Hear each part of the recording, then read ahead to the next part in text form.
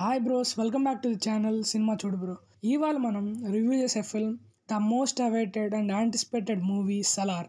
Darling fans ఎప్పటి నుండో ఒక కంబ్యాక్ ఫిల్మ్ కోసం ఆకలితో వెయిట్ చేస్తున్నారు. వాళ్ళందరికీ ఏం కావాలో అది తీసుకోండి బ్రో అని బాహుబలి లాంటి తాళి పెట్టారు మన ప్రశాంత్ నీల్. ఇదంతా కాదు బ్రో, మూవీ ఎలా ఉందంటే ఐ లవ్ ది ఫిల్మ్. నా coming to in depth review.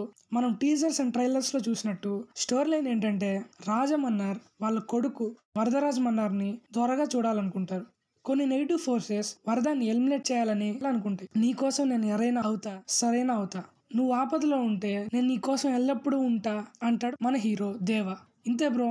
ఆ థ్రోన్ కోసం జరిగే కాన్స్పిరసీ, అసలు ఈ కాన్సర్ ఏంటి, దాని హిస్టరీ ఏంటి, అసలు సలార్ ఎవరు, ఇంతకీ వాళ్ళ ఫ్రెండ్ని సేవ్ చేసుకున్నాడా, వాళ్ళ బాండింగ్ని మీరు థియేటర్లో ఎక్స్పీరియన్స్ చేస్తారు. Now coming to the performances of the film. Prabhas డార్లింగ్కి చాలా ఇయర్స్ తర్వాత ఒక మంచి రోల్ పడింది అండ్ దేవా అనే క్యారెక్టర్ బాహుబలి తర్వాత గుర్తుండిపోయే రోల్ అవుతుంది. డార్లింగ్ ఈ రోల్ కేక్ వాక్ అసలు, అండ్ ట్రూ టు క్యారెక్టర్ ఉండే రోల్ ఇది.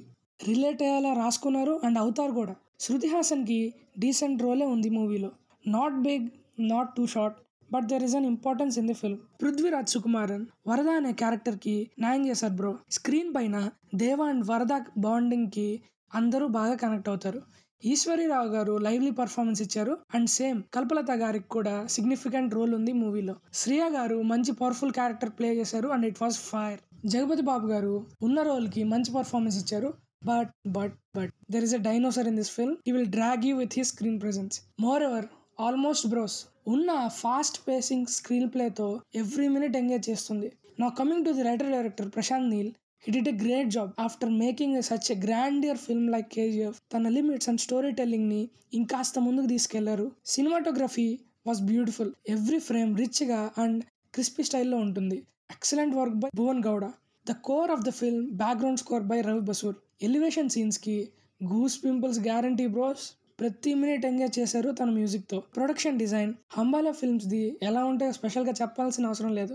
Art work and set pieces are creative. Action choreography గురించి ఎంత చెప్పినా తక్కువే బ్రో. ప్రతి యాక్షన్ ఎపిసోడ్ పూనకాల్ guaranteed. As a writer Prashanth Neel ఈసారి వరల్డ్ బిల్డింగ్ అండ్ క్యారెక్టరైజేషన్స్ బాగా రాశారు అండ్ ఎగ్జిక్యూటెడ్ వెల్. ఒక ఫిక్షనల్ సిటీని ఎస్టాబ్లిష్ చేయడం, కాన్సర్ అనే వరల్డ్ కి లిటరల్లీ తీసుకెళ్తారు and describing the rulers and rituals specific గా ట్రాన్స్లేట్ అయింది మూవీకి. And eagerly waiting for part 2. Bros, that's it for the review. Do watch Salaar near your theaters. I recommend you to watch this film in Dolby Design theaters so you can enhance your experience. Do subscribe to our channel Cinema Chodu Bro for more reviews and recommendations. See you bros. Take care.